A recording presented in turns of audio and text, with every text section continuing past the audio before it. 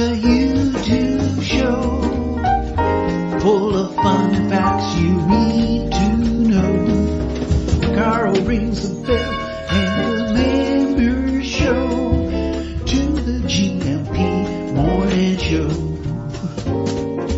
Featured guests will come and they will blow your mind. The audience will do so in kind. The little vanity mixed with some insanity on the morning show with GMP.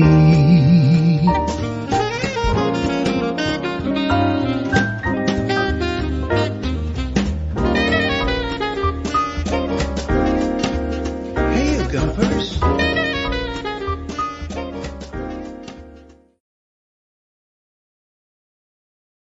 Hola, bon dia, alegria. Munson here with the Good Morning Portugal show, live stream and podcast. How are you doing this morning? It is for me the morning after the night before, and the Portuguese treat of the week is wine. And I certainly indulged myself yesterday evening with the Good Morning Portugal Wine Club. It was a great session. Thank you very much for Linda and Gary Austin for choosing the His and Hers Rosés as a theme. Pete Bleach and Diane were there. Pete and Diane, Casa Bleach were with us. And Frank turned up, which was fantastic. So excellent to see Frank, who I featured in the opening titles there. You'll see that Portuguese wine is our treat of the week. Did you recognize our point of interest? Because I don't think it's obvious from the sequence there. Did you recognize that town, city, that point of interest? Let us know in the chat if you did. Also, yeah, your favorite bottles of Portuguese wine, given that that's the treat of the week this week. Give us your recommendations for your favorites, your favorite bottles of wine. We know yours, James. Anything under 199, as I recall.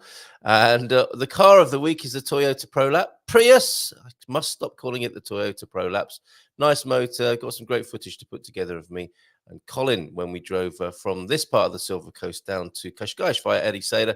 Some lovely footage to share with you from that road trip. And we really liked that car as well.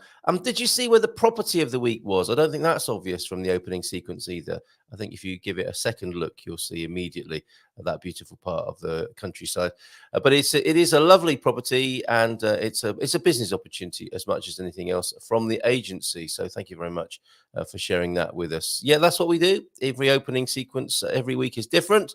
A property, a place, a treat, and a car. And a thank you. The thank yous are there. Thank you to all the recent people who've joined and subscribed with us and are supporting the show financially. And thank you to T-Duck. Now, just very quickly before we bring Mamabear McGowan on, and we've got Savvy Cat Ana joining us, hopefully from the United States in about half an hour as well. We had to move things around for her.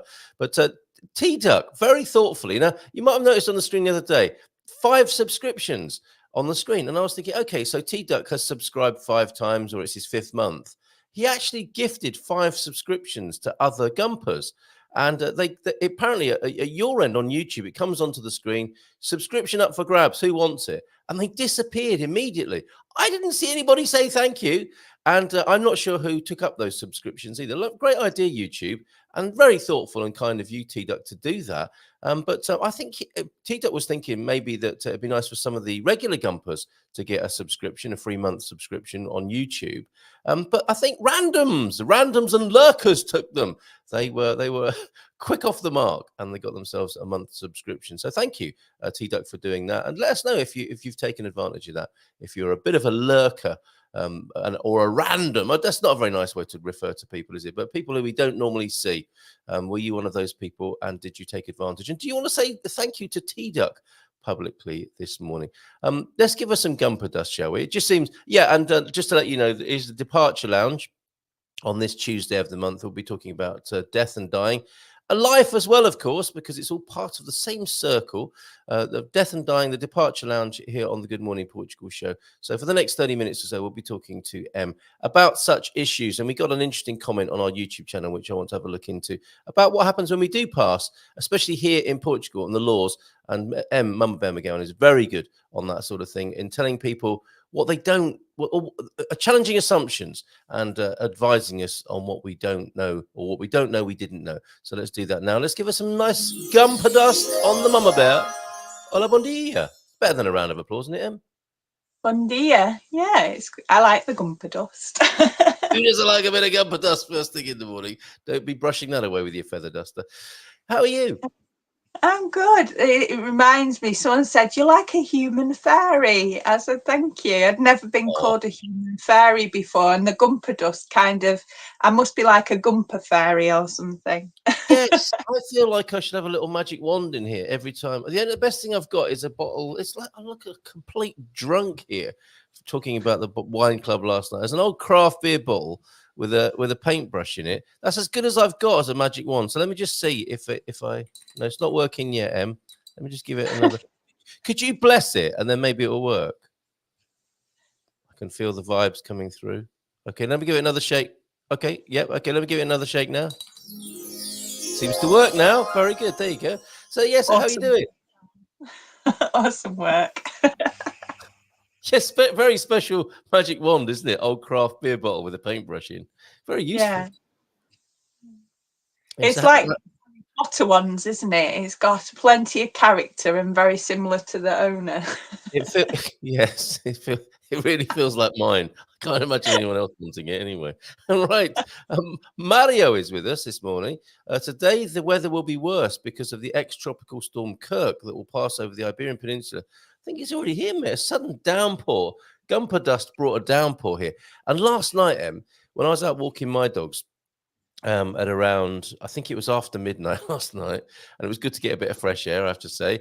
The sea was the loudest I'd ever heard it, and I live a 5-minute walk from the sea, and it was so loud. It was incredible. I've never heard it so loud. And then when I came home, I woke Mrs. M up and said, "You've got to hear the sea." And she was like, "Ah." And I opened the window. "Don't open the window. The mosquitoes were coming." "No, you've got to hear this." I must have been a real pain, actually. But it was really loud last night. So that's probably all part of the same thing. Thank you, Mario Santana. How's it been affecting you in Central? Oh, well, it's not really. Up until not last night, the night before. My daughter's with me at the moment, and she's camping, and the wind and the rain, well, pretty much the wind pulled the tent pegs out, so she got a bit of a rude awakening, shall we say. And we had to dry a few things out, but it's apart from that, it's been good. There was a fair bit of rain, but we all need it, especially after it was, what did we do, nearly 5 months without rain. So the rain was very welcome, and now it seems like it's all blown over. We're back to blue skies again. Oh, well, good for you. That's good to hear. We're sending love to those of our community in the United States who are continuing to get a bit of a battering from hurricanes and storms. So much water. I mean, I'd like to mention that, especially with our similarities in the wildfires that we have over here, and also the wildfires over in the States, and what these things do with our environment and certain farming methods. When we strip the land, the trees and things aren't able to suck the water in, and when we have long, hot, dry periods, the ground goes hard. Yes, so when the first rains do come, it doesn't soak in, it just goes straight over the top. And there's things like, after the wildfires, we're more likely to get things like landslides. So we've got to be really mindful in what roads we use and how we prepare ourselves for the aftermath. Just because the fires aren't burning doesn't mean that we're still not being affected by that.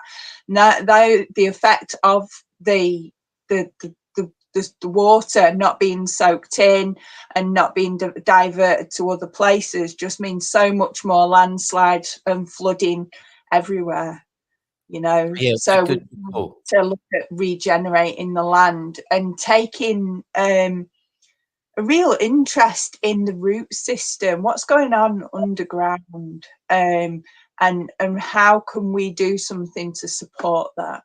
What a very good theme, because there's a meme theme that I've been wanting to share and did briefly yesterday. This is very beautiful from Friedrich Nietzsche. I think who the Americans call Nietzsche. It makes him sound like a Japanese philosopher when you call him Nietzsche, I think. "I notice autumn is more the season of the soul than of nature. And of course, as you said there, that it is a season of nature. As much as it is anything, but it does, of all the seasons, I think it lends itself well to being the season of the soul, doesn't it? And what you said, the roots, our own personal roots as well, not just the roots of the trees and the plants, but it's this time of year. Yeah, we might be looking at our own personal roots, right? Yeah, harvesting all the good. I mean, we've just had all this busyness. Hold on, the dog's about to try and jump on the bed. No, he's given up. Awesome. Come on, mate. Yeah, we nearly had the whole of everything just disintegrate then, because we've got the setup on the bed because Shai's on the sofa. Yeah. So what I was saying is that when it comes to this time of year, it's about Halloween, it's about harvest, it's about All Saints and All Souls, which is towards the, well, it's right at the end of the month, isn't it? The end of October, beginning of November. And it really is the turn of the season. So we're reaping everything from the year, all our work from spring and summer, and we're getting ourselves ready to go through the winter period. So everything's getting ready to rest. Yes. And it's time for you'll have noticed our days are much shorter now. Everything's much more compact. So we had all day to do things in the light before. Now we don't. The days, like I can't walk the dogs early because of Javali, wild boar. I was walking the dogs at some point like 5:30, 6 o'clock in the morning, and now I can't take the dogs out till at least 7:30. Yep. So the definite difference in the times between dark and light, which means we've got more time inside the home, more time to utilize the time if we want to turn inwards and to reflect so that we can recharge our batteries and renew ourselves over this period, ready for getting ourselves ready for the longer days in spring. Yes, well said. Terrible time to have an election, really. But because you might think, mightn't you, that yes, the whole world, certainly in this hemisphere, is following your advice there and calming down, reflecting on the year behind us, and thinking, in more inwardly than outwardly, more inward introspection than outward expression. But no, it seems the world is quite a febrile place at the moment, despite the opportunity that autumn might bring for us. So we'll see. Well, we're here in support at that time. Now, of course, the other part of that, what goes with introspection, of course, is discovering things that are lurking there. And no wonder you might say we stay with outward expression, because we don't want to be with all those things that are lurking inside, just beneath the surface. That can happen as well, can't it, Em? And that's what you're about in many ways with Share and Care. People can get sad at this time of year. It is well, in many ways than one, because we can become a little bit more lonely. We're not out as much. People are staying in. The things are getting colder or cooler, certainly fresher, which is refreshing in a way after the heat of the summer. But allegedly, anyway, carry on. When it's I'm losing my thread here. The seasonal sadness, I think, is the point, and how you're able to help people with that. Dis-ease. So we've got the seasonal SADS, where people are genuinely affected by the differences in the environment and the weather, and they get dead depressed, like really depressed, not, but we also just get generally more, I think, contracted, but it is the time of year for contracting. It is, isn't it? So it's being aware. So as we can become aware of ourselves more through introspection, we're able to be able to relate more and find the benefits of, and realize it's not actually a bad thing that the days are getting shorter. We're able to benefit from more rest if we choose to. Yep. There's so many things that we can look at and reframe that. So we can look at, it is unfortunate it's getting colder and damper, but we also have more time to do work inside our homes. Yeah, We're, yeah. we're able to take up hobbies or join online groups and things. Maybe we was too busy to do that during spring and summer. True. Have you been talking to Mrs. M? She's got me busy doing loads of flipping things inside the house. But anyway, that's another matter. Difficult to get depressed while there are rainbows, just like the one I sent you. I've been sent 2 rainbows in the last 24 hours. Cheers, Pete. You must have sent that to Facebook. So we'll finish with a couple of rainbows that have been sent to me, which is a really nice way of adding a little bit of cheer to the screen. But what would you suggest then, Em, if people are thinking, yeah, actually, I don't feel my usual spring and summertime self. I'm feeling something going on here. What would you recommend to people? Pause practice.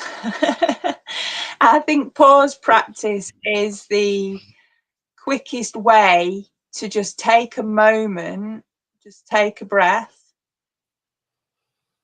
We're doing it now. and just be. Just Oh, allow everything in that moment to just be, and just yes, allow it. Don't judge it. Whatever's coming up for you, don't try and change it, and just be. Don't yes. try and push it away. This letting go stuff it's counterproductive, because you end up with friction because you're trying to hold on to something you don't want to let go of. Whereas Yes. if you be, you're just present with it, and it just is. And that's Oh, beautiful. well, that was lovely. I enjoyed that. Thank you very much. And actually, yesterday I decided this is something else you might want to try. I decided to do a live stream when prompted by my fire alarm not my personal one in the house, but in most Portuguese towns and cities, if you're not used to it, it's terrifying the first time it happens. You're going about your business in the town, and then suddenly it's like, you're thinking, oh my God, I love you. I love you. We've only got 5 minutes to live. It's like, no, they're just testing the fire alarms at the same time every day. Oh, okay, fine. Yes. It's fine. It's fine. I'm fine. And I was thinking, okay, so you have a call to prayer, don't you? That's a call to stillness. Every time my alarm goes off in San Martino de Porto here, I'm going to fall still, and I'm going to do it as a live stream as well in these somewhat, I think, challenging times. Where if anybody else wants to use that as a cue to do the pause practice that Em just spoke about, let's do that together, and we can have a little gathering and a chat, just a few minutes. But I think if you don't do it, you get out of the habit of doing it, don't you? And we get on the sort of merry-go-round of the outer world, and we very rarely then look inside. Would you concur with that theory, Em? Absolutely, it's pause practice because it's a practice. It's not Yes. a perfect. You don't get Yes. play. Yeah. So when you've got a pause practice at any point in the day where you're thinking, oh, I'm just feeling a little not myself, or I could just do with a moment, just take one. Your moment. This is your life. So you have control. You just need to allow yourself, give yourself permission. You're not missing the whole day, but that moment to pause can really change your perspective on the whole day and what's going on in the moment. And it can develop into something more as well, because Yes. we can begin with the pause practice and we can end up doing a rain meditation, which is awesome because we're bringing ourselves to the moment in the pause practice. Then we're recognizing what's going on, we're allowing it to be there. Then we're going to be able to investigate what's going on without judgment, and we're going to follow that up with nurture. So we're Beautiful. able to just hold ourselves where it is and just give ourselves what we need in that moment after. And that is the rain practice. So Very recognize, nice. allow, investigate, and nurture. And Very good.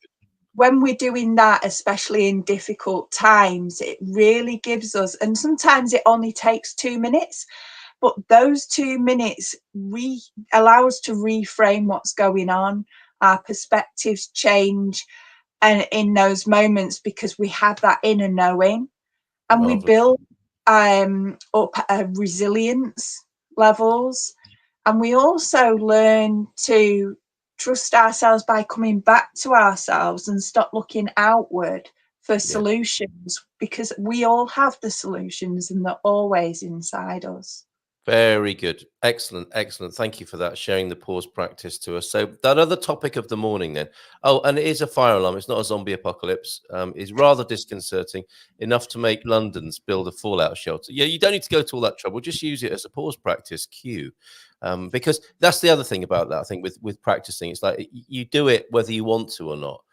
Because it's there as part of your routine, which can be quite helpful as well. Because I guess if we only ever do things when we feel like it, some things we never do. So, and talking of nature, new crop of tomatoes and the beetroot and sweet potatoes are loving it. It's a miracle and it's a glorious morning. I'll show you a rainbow in a little while. San Martino de Porto has the most beautiful bay in Europe. It does. I agree with you. And in the city of Coruña, in northern Galicia, there's also a large bay. Pa! I'm sure it's very nice. This is an unusual view of the bay, which I wanted to take to illustrate my story in the Portugal Resident. There's a picture of the bay you don't often see. That's my attempt to encapsulate rain and sunshine on the calçadas there. I'm getting a little bit of solar therapy just looking at that. But we're coming back to quite an important matter here. And as I said, this is a departure lounge. We talk about death and dying in a way that few really do, which is really bizarre, isn't it? But let's not get into that because it's going to happen to us all. And I was prompted by a comment from our YouTube channel, which is in the public domain. That's why I'm sharing it. My time's almost up, says this person, Lucid Screams. I've got to buy that plot at the cemetery, conveniently 100 yards from my home. I planned it that way. I wanted an inheritance for my daughter and grandchildren, which wasn't realistic in the UK. I've just got to pay off all the Caesars to ensure my passing doesn't affect my inheritance for them. I want to outlive my pets, as they don't deserve to be abandoned twice. There's a few things in here we might address then. My worry is that they get you in the ground so fast, folks coming will be hard pushed to get over here for the burial. Now, we know this, don't we, about the Portuguese burial system. It happens very quickly, and that's probably related to the weather, and it's a cultural thing now. So can we address that first? That does happen quickly, doesn't it? Can you say how quickly it happens typically, and is there anything you can do about that to delay so that relatives can be here for a burial, for example? Okay, so when someone dies, it's usually within 48 hours. They usually really are that quick, 2 or 3 days and you're done. But you are able to request that they wait a little bit. Sometimes they do. But the thing is, in the UK, it's normal to embalm people. They don't even ask for permission. They just do it. So when a body comes in, they get embalmed. Yeah. In Portugal, embalming is not a normal, like a recognised common practice. People just get done, get sorted, and get cremated or buried. So embalming is seen as not necessary, and it isn't. It's a waste of time and money, but you know, it's a frequent thing in the UK and the States. Another habit, I suppose you could say, from the industry. Yeah. Yeah, it is a habit, but it keeps the body for longer and allows all sorts of things. But it's not necessary. It's a whole lot of invasion of, like, when you're gone, you're gone. Why should it care what you look like? You know, they try and pump things in, make your skin look a bit different, change things around and keep you going for longer, and just, yeah, you're already... You're not a fan yet. Yes. No, not a fan at all. It's your last makeover. Yeah, it's ridiculous. Whereas over here, they seem to have that beautiful balance because they recognise that death is a sacred part of life. Why mess with the body if you don't have to? Yeah. And allow it to be. So they process things really quick. And there isn't really the build-up like in the UK. There's a massive build-up. It can take weeks and weeks, even for expected deaths that don't need any investigations. Yeah. Whereas over here, they've got a real smooth process. Yes. And I really I think that's beautiful what they've achieved. And they don't mess around, wasting time, spending hours embalming people. It's just done. and it's Yeah. beautiful. So when it comes to it, you can request embalming, you can request things last a bit longer.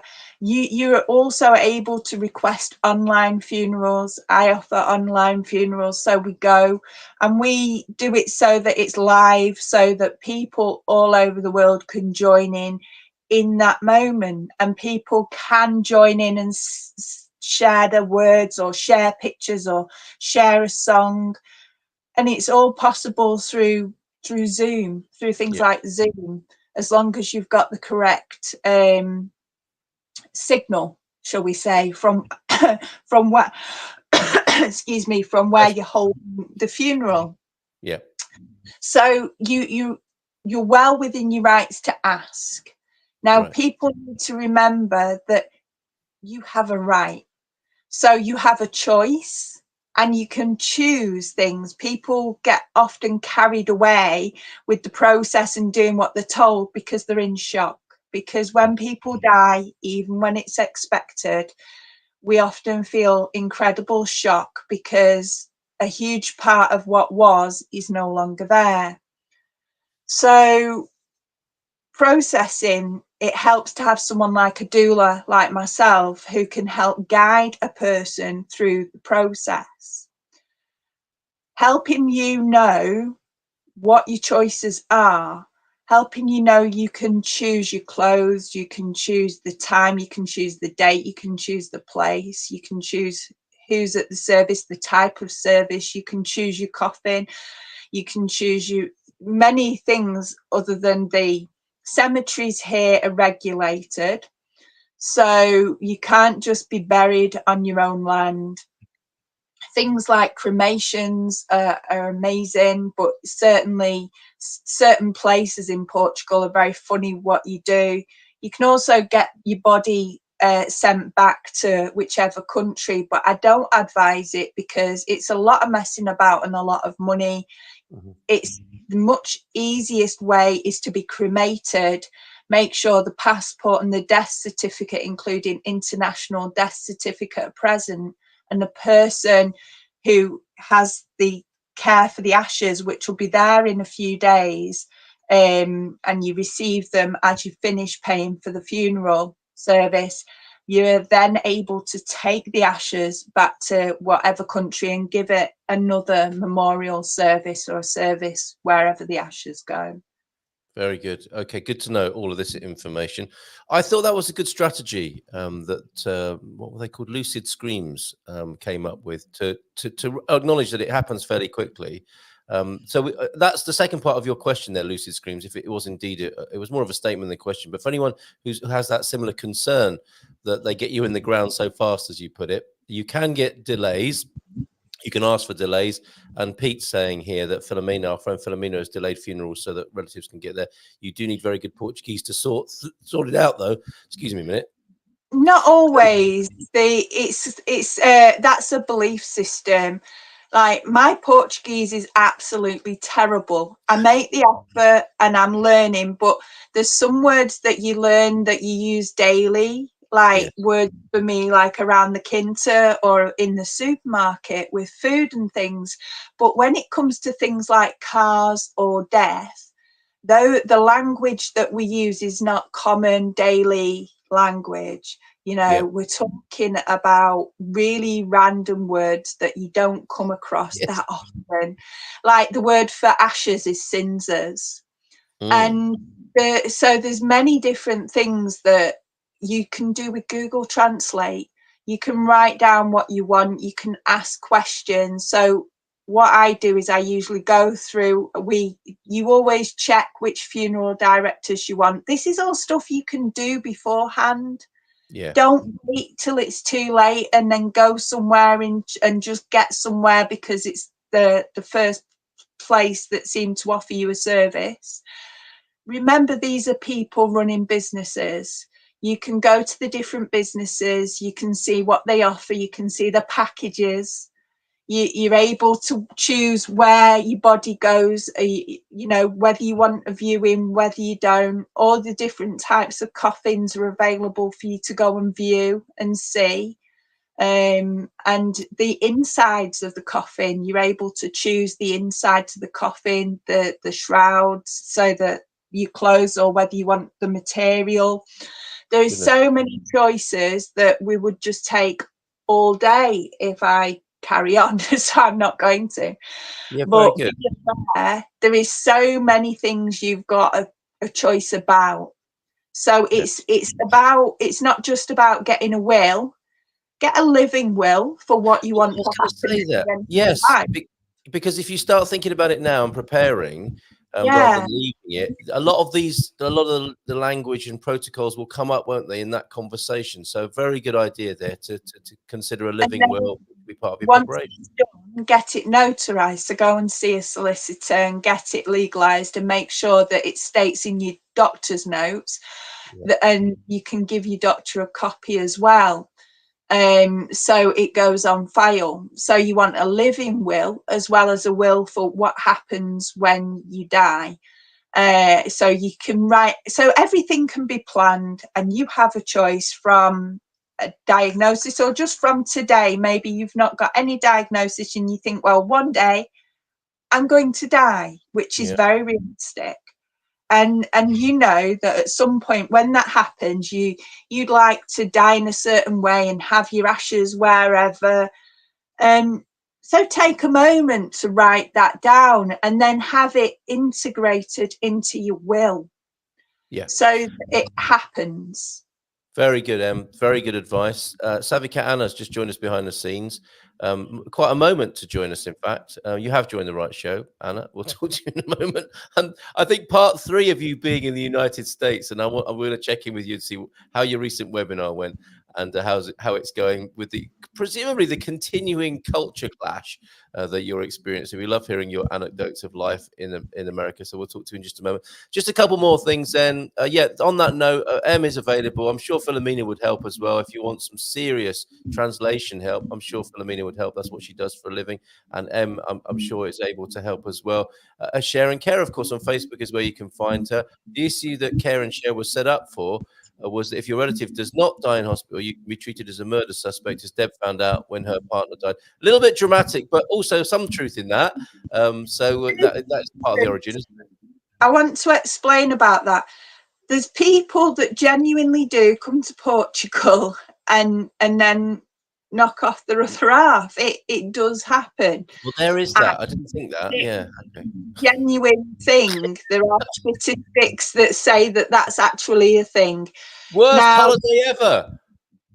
Yeah, it's not ideal, is it? But it's a thing, so they've got to be careful, and it's good that people are being careful. Yes. So knowing that you've got a choice about things, knowing that this beautiful group Share and Care has been set up to help anyone who's trying to navigate living and dying, is a blessing that's come from that. It's come from Deb's, it's Deb's legacy. Yeah, it certainly is. It certainly is. My goodness. So find Share and Care if you want that sort of support and insight on Facebook. You reminded me of a joke my stepfather used to say, by way of light refreshment or a change of scene, as we move on to talk to Savvy Cat Anna. A couple of rainbows before we go, and a joke from my stepfather from the other side. He used to tell this joke, M, which you reminded me of when you were speaking. A little lad turns up late at school, and the teacher says, "Why are you late?" And the kid says, my dad got burned this morning.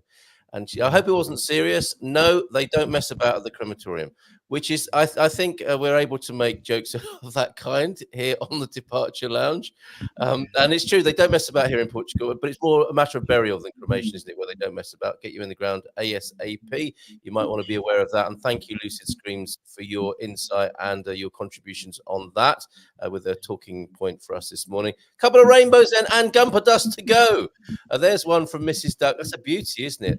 That's what the rain brings, rainbows, and Pete's rainbow this morning as well. That's a beautiful arc there in central Portugal. Gumper Dust to go with it. Cheers, Em. Take care, and we'll see you again next month. All the best. Oh, I might see you this evening. Take care. Ciao, ciao. Bye for now. There she goes. Right, Em's off, central Portugal. And we go stateside now. Let's give her a nice big round of applause. A big showbiz welcome, American style. Savvy Cat Ana Caramujo, everybody. Hola, bom dia. Bom dia. I'm actually in Portugal, so. Oh, what a letdown after all that build-up. I'm And so my sorry. normal background in Caldas, see my background. Gothic is the Gothic background. Really, you almost look like you're getting a little bit ready for Halloween there with some of your cushions. I'm actually really bummed. I was really looking forward to spending Halloween in the US, but Yes. no, that's probably not going to happen because I'm taking care of the bureaucracies, and the bureaucracies are always slower than we hope. It's true, isn't it? If death, taxes, and bureaucracy being slow, certainties in life. Oh, okay. My mistake then.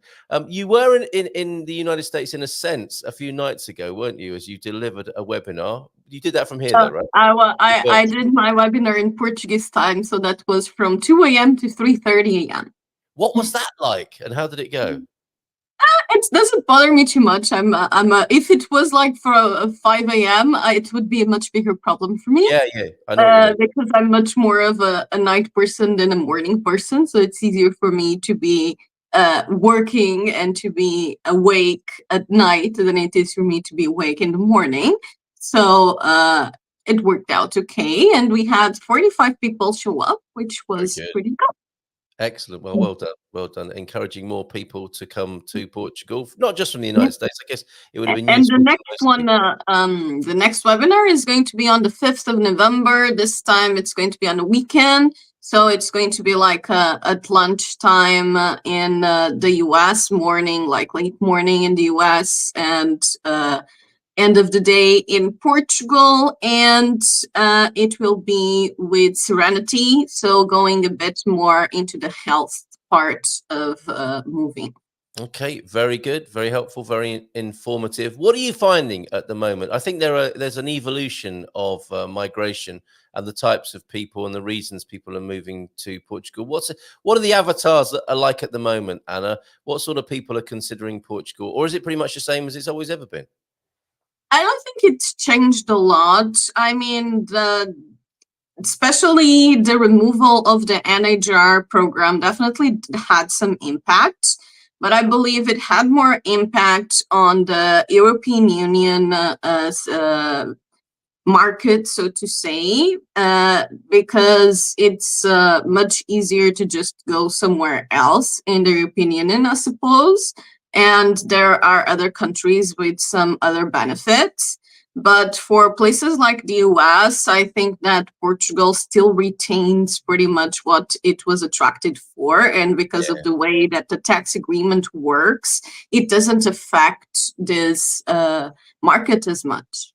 Right. Very good. Okay. So those are the sorts of people you're dealing with who no longer can take advantage of the NHR, except in some exceptional circumstances, of course, because there is some sort of tax regime, isn't there, for some particular kinds of people, but it's nothing like. They are saying that they will bring back part of the NHR, but I don't know when that's going to happen, and knowing our government, it may take years. So I'm not really waiting for that to happen. It's quite a smart move, though, as well, isn't it? To say we will reconsider in the future is probably a smart thing to say when you're at the helm of the country and wanting to keep people a little bit on edge like that. So I don't blame them, but we do prefer a bit more clarity than that sort of promises sort of thing, don't we? So more of your anecdotes then. Now you're firmly back in Terra Firma Portuguesa. And presumably you've eaten all the things you wanted to eat that you missed in the United States. Have you got any more stories to tell us about your time over there and comparisons you've made and things that shocked you or amused or even pleased you? There was actually some things that, because a lot of my US clients, a common complaint was like the sound isolation and how it's not so easy to find good isolations here in Portugal and you hear your neighbors kind of thing. That's pretty much the same in the US. I would say that 90% of the places I've been had terrible sound insulation, and I heard everything that was going around, including hotels, which was a bit odd. Oh. So that was a curious one. Maybe your hearing gets better when you go abroad. Could be that. I don't know. Right, okay. But then again, I was mostly in the East Coast, and apparently California construction is known to not be exemplar at all. Oh, okay, fair enough. All right, well, that's interesting, isn't it? So that it's almost like a complaint about housing stock here, but you found it to be very similar where you were in the United States. Yeah. Well, okay. And actually, what I would like to talk about today, it was actually a bit more on the spiritual side and how the spiritual journey and moving to a different country can be deeply connected. It's actually something that I kind of go in and out of. You know, as a business owner, I always have to be on the logic side of things. And, you know, they usually say the male energy and the feminine energy, and the male energy is a lot more about logic and control. And the feminine energy is more about intuition and letting go. I'm pretty bad at feminine energy. Well, that's quite a confession. Because, you know, as a business owner, I always want to be in control of things and make plans and make sure that things are on track, kind of thing. Yeah. And so I tend to even unconsciously kind of pull away to the more spiritual and more intuitive sides of things. But I do think that that's an important part of this journey.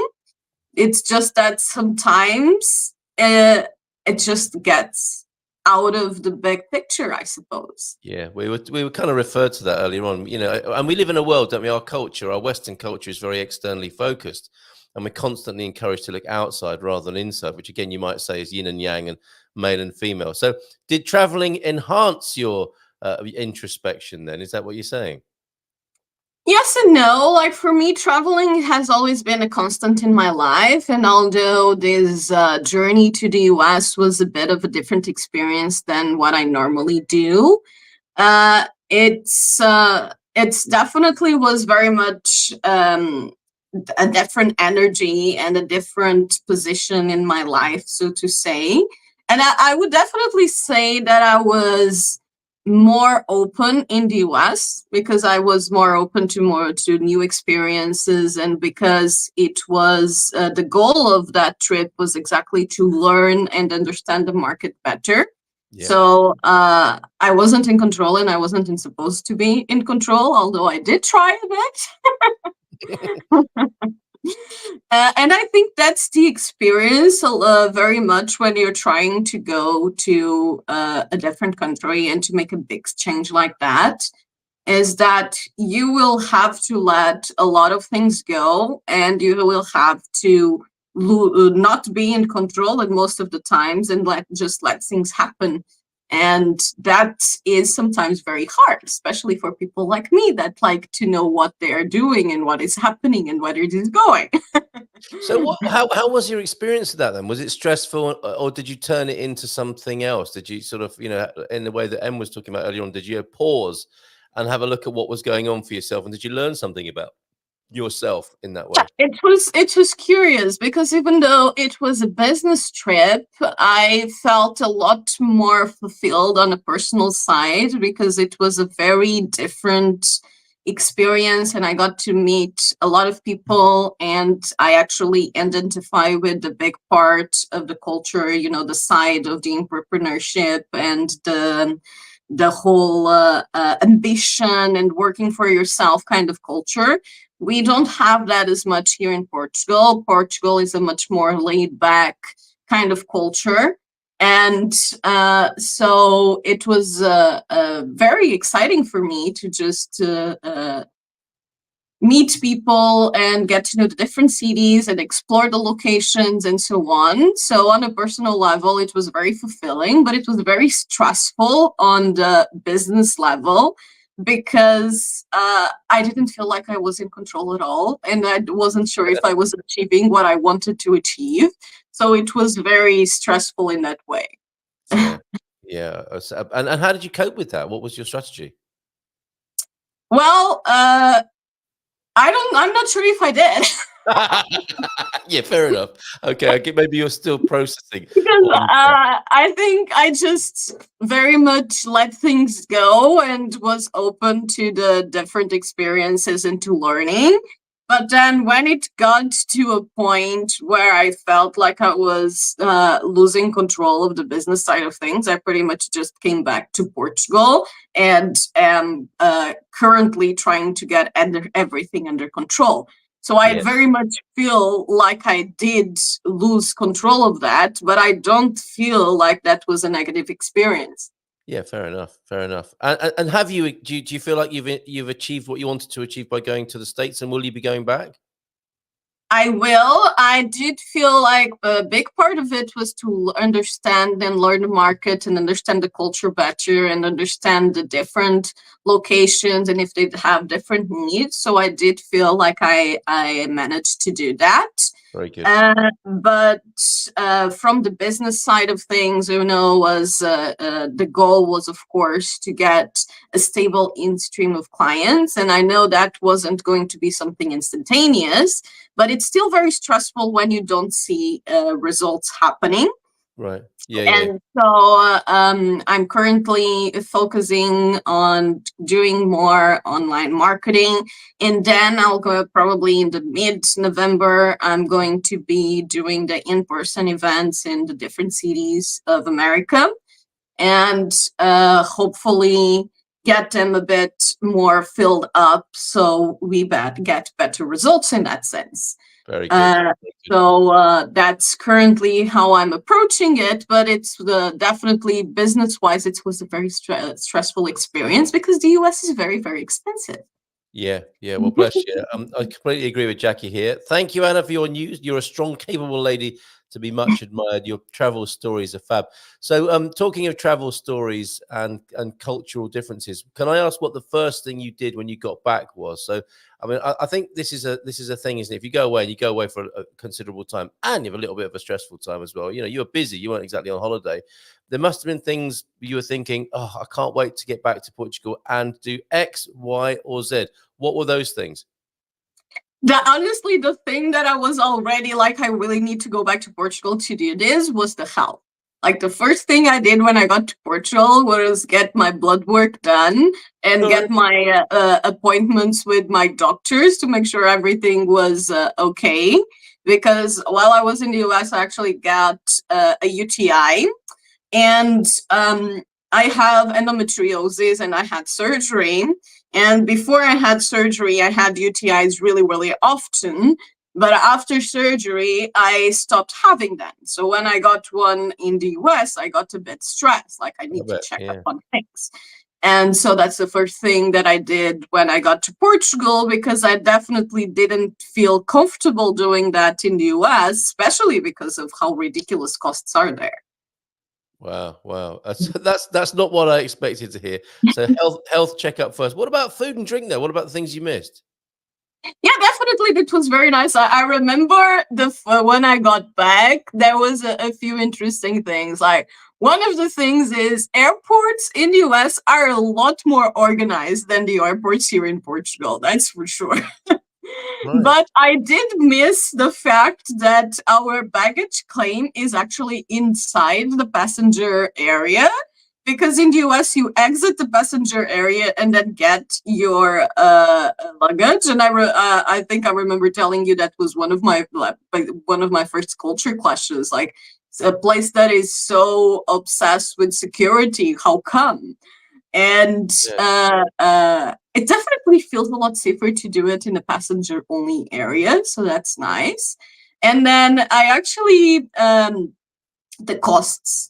Because in the US, then I would get an Uber to go to the hotel or to the place I'm staying or whatever, and it would generally be between $25 and $60. And I paid an Uber to go to get my bus to Caldas from Lisbon. Like the Uber was €7, the bus was €6. And so it's just so nice to have Portuguese What prices a, again. what a And comparison. I got here and I went to have lunch at Maratona, which is a coffee shop here in Portugal, in the Caldas, that does daily dishes. And it's just like 80 euros meal. And it's a great healthy meal with a lot of fresh veggies, which you don't get at all for Maratona. $8 anywhere in the US. It's a Maratona is amazing, isn't it? And I Yeah. suspect if you went to a restaurant, and I only discovered Maratona recently, and I've discovered that they also have a more of a gourmet restaurant in San Martino de Porto, same chef. It turns out it's quite interesting. I know the chef's wife who's in real estate in a different capacity. So, I wished she told me a lot longer ago about her husband's amazing restaurants. So we discovered Maratona in Caldas, where you go in and it's pretty much a set meal, isn't it? There's like a fish meal, a meat meal, and a veggie meal. Yeah, they make like a weekly menu, and they have, like you said, a meat, fish, and a veggie option. And it usually gets sold out pretty early. So if you go have the lunch later, it will probably be all gone. Yeah, right. But they also have like the gourmet side, but that's open only for dinners, and that one is a bit more expensive.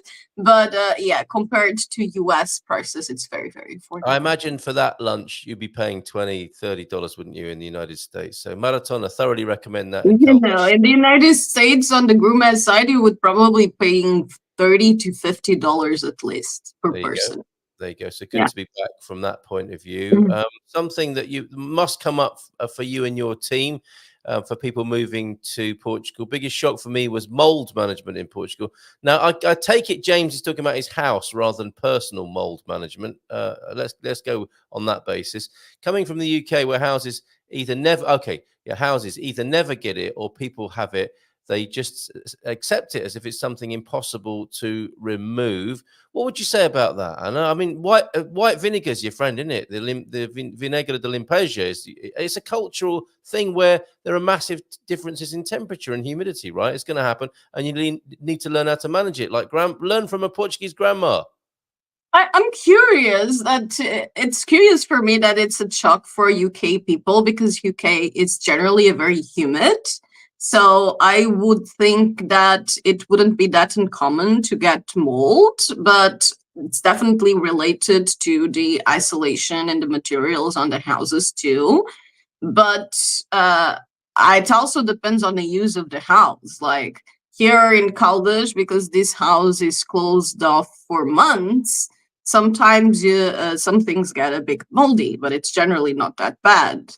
But when I'm here, like leaving for a long period, I generally don't have a lot of problems, but it's definitely very related to the humidity getting inside the house. Like in Porto, we live, my mother's house is on the last floor. And so my room is actually directly under the roof. And during the rains, there were some issues and some telhas, some parts of the roof kind of got left over some time ago. And so we had a lot of humidity coming in. Yes. And after that, the closet got moldy. But yes, it's not exactly stuff that we enjoy, and we do try to avoid it. But sometimes, things happen. Yeah. Yeah, indeed. And it's a maintenance matter. I think there are things that you can take for granted in the country you come from because the climate doesn't produce it. And it's an active management thing. And I suppose there's an amount of I do think that it's a big thing for the roofs too, especially the older roofs. They don't isolate they don't have great humidity isolation. The membranes are not there, aren't they? Yeah, okay, so fair enough. Partly to do with the housing stock, but it is something that has to be actively managed, and you need to know when to put your shutters up and down, and you need to know when to air the house. It's not just a matter of having the shell of your house with low maintenance. There is a higher amount of maintenance to be done on a day-to-day basis, on a housekeeping basis. James, coming in on that point, in the time I've been here, I've learned that air circulation is the enemy of mold. There you go. For houses and people. And mildew as well. Works great in the summer. but it's more difficult when it's cold outside. You get those windows open. It's just a matter of getting into the local housekeeping culture as much as it is. If your house is like that, there's not much you can do about that, but there is something you can do to learn the ways of air circulation and shutters and windows and that sort of thing. And white vinegar topically as well. Not bleach. I mean, some people use bleach and it has its benefits, but white vinegar, I think, is a better thing to use inside the house, a little bit more natural as well. You've come back to your team, of course, here. Your team have been working hard in Portugal while you've been away. Any hotspots of activity? Are there parts of Portugal we should know about, Anna? Currently north. Currently the north is definitely the hot spot in my company. Like everyone is going to the north. I would actually very much like people, please come to the center and south because we need more people in the center and south, please. Okay, all right. But everyone is going to the north right now for some reason. Yeah. Oh, look! Don't put things against outside walls. That's good. I've made some kitchen cabinets, and they come supplied with a piece of hardboard. Now, I've noticed on this note by Randy, good call, sir. If you put the hardboard backing into cupboards and shelving units and kitchen cabinets, that little space between a cold tile wall or an outside wall can become moldy. I think you're better off without it. So I didn't put these in. And you know, when you get an IKEA kitchen cabinet, you've got to nail it in as well, which is quite an arduous and unforgiving job. Forget about, I think hardboard is a very poor material to be using against a cold wall or against the wall anywhere in Portugal. It will get moldy and then it will drag everything else down with it. It's like a wick. It wicks the moisture in the air and becomes moldy. So that's a good call. I learned that bleach works less than vinegar, and dehumidifiers are a game changer. I've got to mention that, of course. And we don't really get the humidity at this altitude for mold. Never had any inside, but warm air conditioning certainly helps. Thank you for all your input, everybody, on mold. A moldy morning this morning. I've got a video to play talking about the north. We've got Owen, who's involved in a mural, as he called it, a mural in a school. It's a lovely little story, which we'll stay on top of, and we'll see this mural develop, hopefully. Owen sent us a little bit of video, so we'll finish with that this morning. After you've had your last word here this morning with us, great to see you and welcome back to Portugal. Isn't it funny, the foreigner welcoming you back to your own country, Anna? Why not? We have been here for a longer time this year for sure. That's true, isn't it? Yes. So what have you got to say to everybody? You got another webinar coming up. Any other announcements from Savicat? We just launched our video about Amaranto, which is actually the homeland of my Lisbon agent, Graciosa. Okay. And not Amaranto, Abrantes. Amaranto is in the north. Abrantes. Oh, Abrantes. Okay. All right. Yeah. And Abrantes can be very interesting for those that want to be not too far from Lisbon, but still very affordable, because you still have prices mostly on the 1,000 euros per square meter range. And you are in a 1.5 hours radius from Lisbon, and there's a lot of transport to Lisbon. So it definitely is going to be an up-and-coming area. And it's likely going to happen like in Setúbal. Like Setúbal was one of the poorest areas of Portugal 10 years ago. And it's currently, I think just this year, it's surpassed the prices in Porto. And it's, of course, because of the costs in Lisbon going up and people spreading out. So I do think that places like Abrantes and just a bit before Abrantes, you have Santarém, can be extremely interesting. Although Santarém is definitely a bit higher, it's still very affordable. And can be very interesting investments because they are definitely going to keep rising in price due to the popularity of the capital. That's a really good tip, and I do like Abrantes, and you make a very good comparison between Setúbal and Abrantes there, because when you drive past it or look at pictures of the place, you think it's a power station or it's a dockyard, and then on the first glance, they're not the prettiest of places, are they, when you're passing?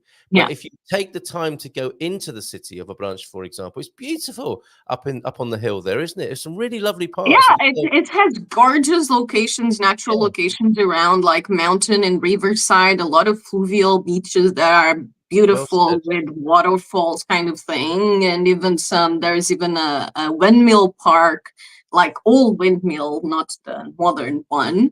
Muy bien. That is really nice. Yeah. And like you said, like the city definitely needs some work and it's in need of a lot of renovation. But like I said, I think it's a good comparison to Stubble, because Stubble, if you went there before it became so popular, it was also not a very beautiful location. And now the center of Stubble is amazing, and it's mostly renovated, and the prices are very high, and it's very popular. Yep, a branch is great. We found a lovely little part of the town. It was an arts cafe, I think, and so lovely little things going on there. And there's a pizza restaurant underneath the big radio mast, which is an old bus, I think, or a tram or something. Some lovely little bits to a branch. Good call on that. James, you were asking about Maratona. This is it. It is Maratona Maratona. There, that's probably from their gourmet side of the restaurant, isn't it? And then Yeah, it's on the 25th of April Square here in Caldas, where the courthouse and the town hall are, and there's the church, and then there's Maratona. Great location, cool staff as well. It's a slightly different place.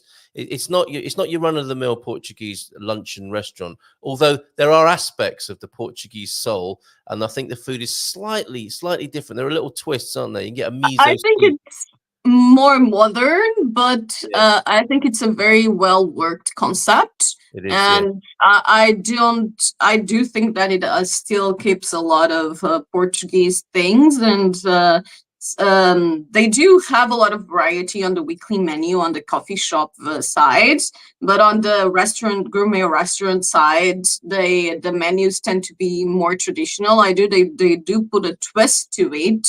A lot of the main dishes are more Portuguese based. Yeah, and you wouldn't the one of its this isn't a negative exactly, because they're very popular and busy anyway. It's not obvious. It looks like it could be a cafe with a gazebo outside. It's not obvious, and that's why I think we missed out on it. James, very happy. He looks like he's having an obrigasm, the way he's written it there. But I mean, that's when you're so happy you have an obrigasm. Very good for you, James. Thank you for being here, Savvy Cat Ana, this morning. I'm going to do the God Squad tip of the day, and we'll have a look at Owen's mural. But thanks a lot, and we'll see you again next month. Yes. All right. Take care. All the best to you, and all the best to the team as well. Cheers, Anna. Bye for now. Ciao, ciao. There she goes, and she is back from the United States, of course, despite my massive build-up of talking to her in the stateside. There she is, here in Caldas Terrena. And let's go, which is, of course, answering the earlier question. That is our point of interest of the week. So Caldas has been chosen this week, and you'll see it in our opening and closing sequence. Let me go to the God Squad tip of the day with the coach this morning. Thank you, all of you, for being here this morning. Still haven't found out who those gift subscriptions went to. Bon dia, Gumpers. E feliz terça. COVID shots today. Oh, joy, says Coach Turner. Better than the alternative, though. Also, Bill Gates can control me from afar. That's absolute nonsense. You don't think he does that himself? His team do it through Microsoft Windows, I think, of course. Right, Coach Turner's God Squad tip of the day. Then continuing on the subject of BMI. Oh, talking of such matters, we don't go too deeply into that sort of thing here on the Good Morning Portugal show, but we do tonight at 7 o'clock with the Portuguese. The third episode of Expat Euro News will be enjoyed, I hope, certainly by us too, at 7 o'clock this evening. God Squad tip of the day, continuing on the subject of BMI, not the airline, the body mass index, or the BSI as it was described yesterday. I mentioned a little while ago that some new research suggested that people would have a longer lifespan if their weight was in the upper range of the BMI. Interesting. That, of course, is likely to include those who maintain good muscle mass, which makes sense. I noticed many years ago that only those who did stamina training, running, cycling, etc., would look skinny, but they lost a lot of muscle tone, especially in their upper body, and it wasn't a great look. It happened to me when I was marathon training, so that's why I believe you need to do both. Thank you, Coach, and add some speed work to keep your reaction sharp and improve your metabolism. It's all about balance, isn't it? This one lesson we're learning. That, for me, forms the trinity of stamina, strength, and speed. Maybe there should also be a fourth, which would be Shiraz or Sauvignon. Very good. That's the gentle fitness for Bombi first. What's your choice? Of course, our treat of the week, Portuguese wine this week. And Nunu with a greeting. Good morning, amazing community. Brand new hospital is up for building in Lisbon to reinforce healthcare. So plans there for a hospital to be built. Although, should we take that with a pinch of salt? You know, we've got all sorts of things. We've got airports that we've been told are going to be built, and that's taken, I think, a few decades now to come into fruition. But anyway, I shouldn't be cynical and negative. Oh, and Frank Nibley. Something about Franks at the moment. Frank was with us last night. From Algarve, Frank was with us on the Wine Club, and Frank Nibley's here this morning. Bon dia, everyone. Thank you. Oh, Nunu, for Antonio F. responding to that. The new hospital will replace 9 other health facilities, including San Jose Hospital, and we must thank the Supreme Court for ordering the government to include anti-seismic, I nearly read that as anti-Semitic, anti-seismic infrastructures that had previously been excluded in order to save money. That's a good call. Well done, Supreme Court. Fantastic. Okay, let's go out with, well, we've got 2 murals to share. This seems to be suddenly a mural theme here this morning. There's a mural that Andy walked past. He's always pleased to see. The somewhat incongruous, and I think this is a place called Mama Rosa. There is a breastfeeding mum with 2 cowboys approaching. I don't know what that means, if there is indeed any significance in that, but I think that's Mama Rosa, is it not? And now some video footage of a mural being created up there. Let me just tell you where this is. This is great. Thank you. Owen's back in school. I was in the school grounds the other day. It's a complicated story of releasing a cat into the wild. But when the school bell went off, I felt quite sick, I have to say. I had a visceral reaction. Owen, what's it like for you? It looks like you're having a lovely time in this particular school, which is where you're working with artist Andrew Hodgson. He's been commissioned to paint a mural for a school in Faixa, Ponte Lima, and you've been asked to write a poem to go with it. That's wonderful news. And here is work in progress so far. So we're looking forward to seeing this unfold up there in the north in Ponte Lima. Have a great day, everybody. See you tonight, maybe, for Expat Euro News, where me and the Portuguese will have a little bit of a laugh and a cry, looking at world news from the point of view of being expats here in Europe. So your company will be gratefully received on that outing tonight. Also available as a podcast on Spotify now. Here's the mural. See you tomorrow. Take care and bye for now. End of day 1. Look at that. So we have the sky and we have the ground there. It's been gridded out all along. And there's going to be an addition. So once the drawing on the back wall has been done, we have found that when we get to the little end, because the drawing officially ends here at the end of the grid, and I'm going to have a poem. I'm going to write a poem that's going to go on the wall here, which encompasses the whole of the mural. So that should be good. That's the end of day 1. We'll come back and get some updates as it's done, and obviously you'll see the finished product when it's done. But it's been a great day today, getting this and mapping it out. It's been great work. And great work working with Andrew over there. So yes, that's the end of day 1.